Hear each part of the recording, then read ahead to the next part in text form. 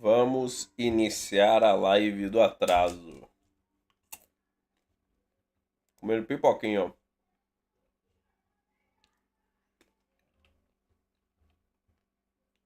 Ué.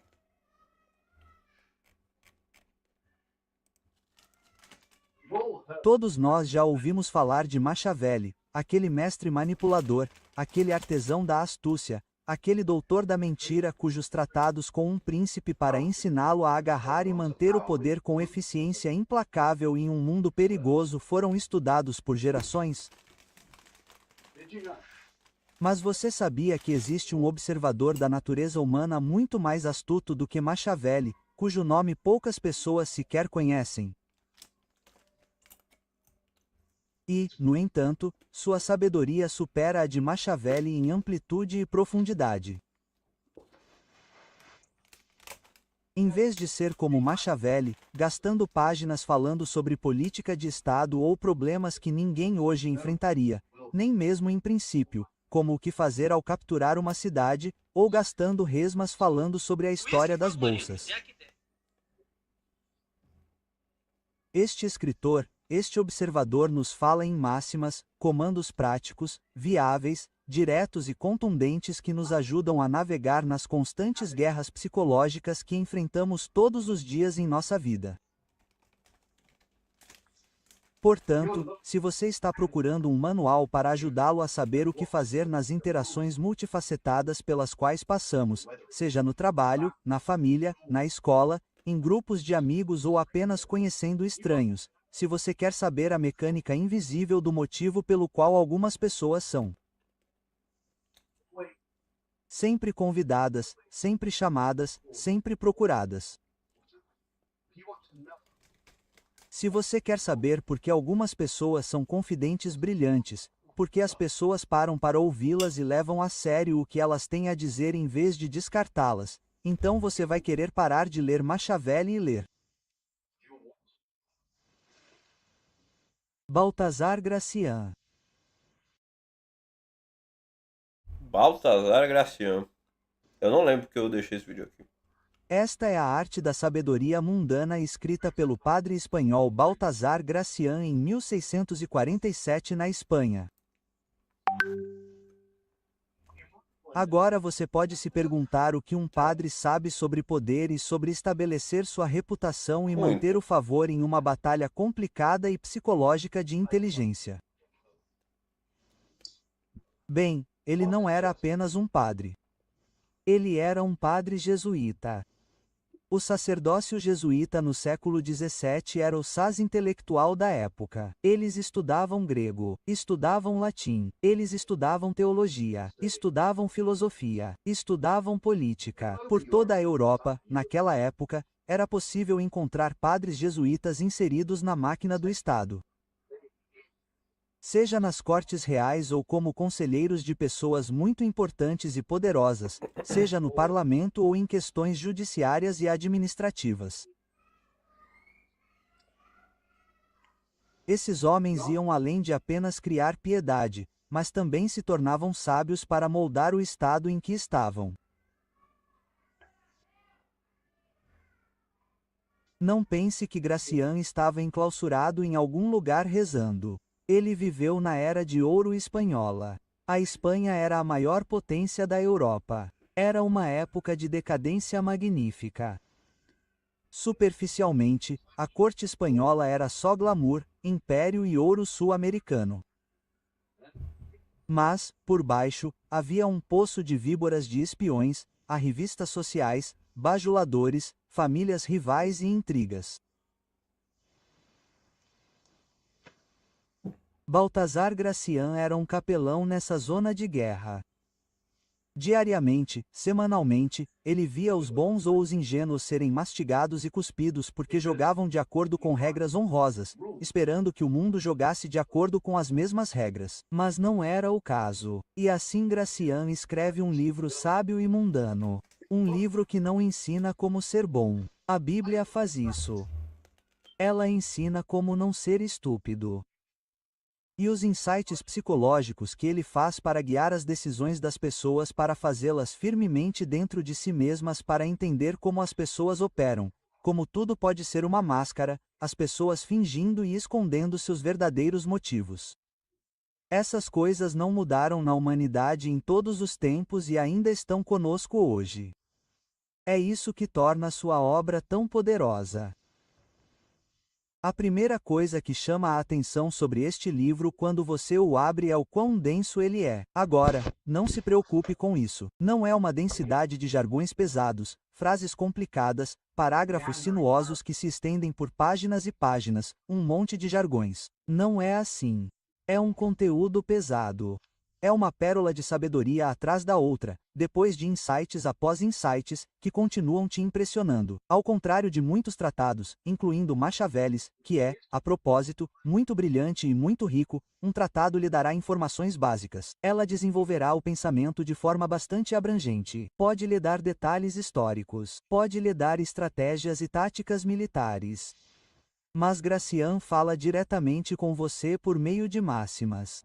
Agora, é realmente importante lembrar o que é uma máxima. Diferente de um aferismo, que é uma observação mais generalizada de uma verdade sobre a vida como um todo e é muito, muito valiosa. Uma máxima é mais direta. É uma ordem. É um faça isso, não faça aquilo, porque ele estava escrevendo um guia para pessoas boas, às vezes ingênuas, para que pudessem se despir de todo o verniz do que está acontecendo, do que as pessoas estão apresentando a elas, a máscara, como é chamada, e ver exatamente o que as pessoas estão realmente fazendo, para se proteger de ser manipulado e melhorar sua confiabilidade ou utilidade para os outros. Para realmente entender a psicologia. Quando você lê suas máximas, o que chama a atenção é o quão gritantes elas são, o quão diretas, quase cínicas, dizem alguns. Porque se você acha que por ser padre ele vai ser legal, vou te dar alguns filósofos obscuros que amavam o trabalho dele mais do que qualquer outra pessoa. Arthur Schopenhauer aprendeu espanhol para ler este livro e traduzi-lo para o alemão.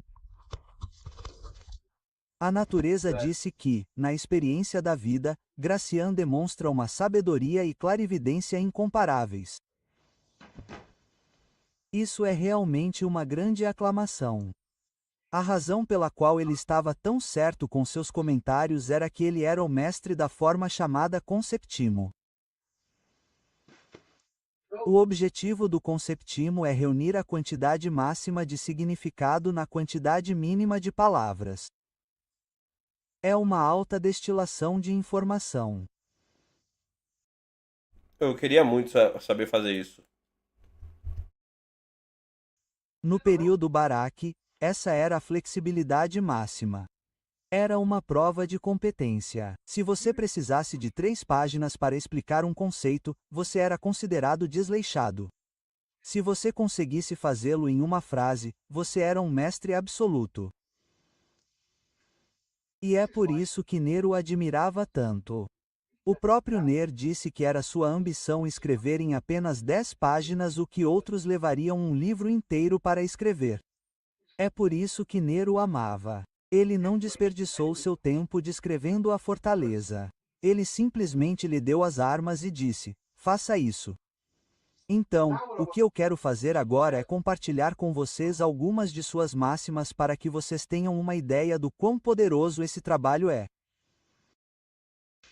Não mostre seu dedo ferido, pois tudo irá bater nele. Essa é a máxima em si e ele tem um pouco mais de notas explicativas depois, mas pensem na praticidade disso hoje.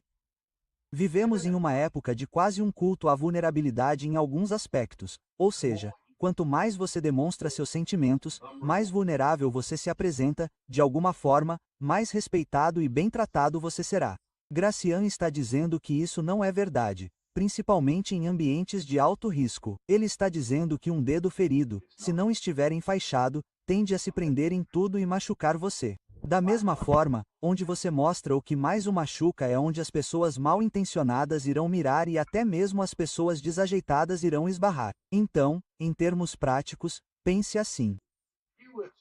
Ô, na Se você moral, eu curti pra dedéu o canal dele. Apesar de eu preferir não ver dublado, eu curti muito essa explicação dele. Por favor, se inscreva no canal desse cara aqui.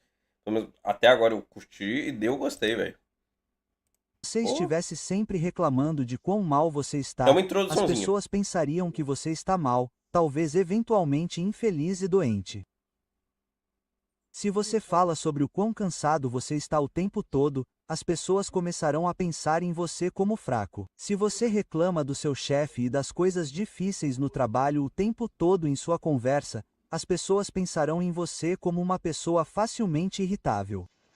É Agora, verdade. que tipo de confidente, por exemplo, você normalmente escolheria do seu grupo de amigos? Não é aquele que tem compostura? Bem, se você anda por aí com seu dedo machucado exposto, percebendo tudo, contando a todos todas as suas vulnerabilidades o tempo todo, você vê como isso gradualmente se incorpora à psicologia deles sobre como pensar em você. Você vê a genialidade dessa máxima? Ela é atemporal. Ela nunca mudou. O que Gracian faz é reuni-la em conceptimo, a forma mais destilada, e diz a você: pegue isso e agora use. Que tal a máxima 222, que muitos de nós poderíamos aprender a fazer melhor? A reserva é prova de prudência. A língua é uma fera selvagem. Uma vez solta, é difícil acorrentá-la. É o pulso da alma pelo qual os sábios julgam sua saúde. Por esse pulso, um observador cuidadoso sente cada movimento do coração. E ele continua mencionando brevemente que o pior é que a pessoa que mais precisa de reserva é aquela que não tem nenhuma. Podemos revelar estupidez falando demais. E há muito mais sobre o que podemos falar neste livro. São 300 máximas que Gracian nos dá e todas elas são muito esclarecedoras. Por exemplo, aquela que fala sobre não dar satisfação à conclusão, porque então você não será mais necessário. Ele diz que quando você sacia sua sede, você dá as costas ao poço. E ele fala sobre em certos ambientes, você pode pensar em carreira e trabalho aqui. Quando você dá tudo o que tem e satisfaz todos os pedidos, você não é mais necessário.